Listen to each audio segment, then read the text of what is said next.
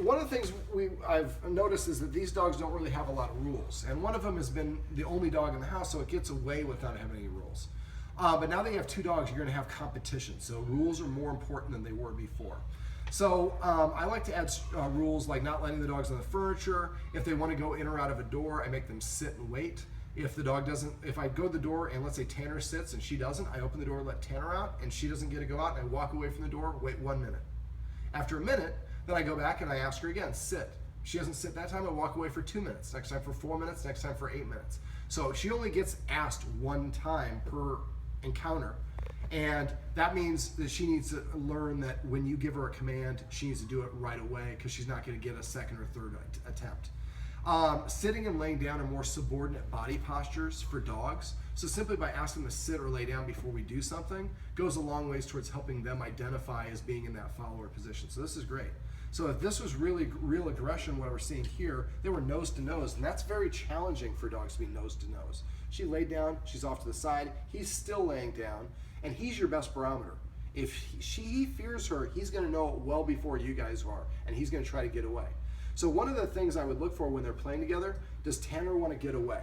There's a difference between just running and chasing me and getting away completely.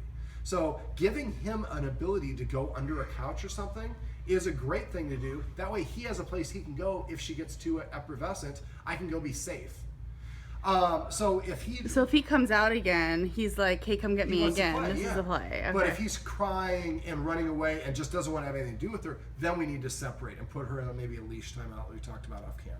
Mm-hmm. So it's going to be really important that we incorporate these rules. Don't let the dogs run up and down the stairs ahead of us or down the hallway or out the doorway first. No dog should be within 7 feet of any human with any food whatsoever. That's a really primarily important rule. And then look at ways to add structure, like we talked a little bit off camera about making the dogs sit and wait while there's food in their bowls and having to wait for permission to eat.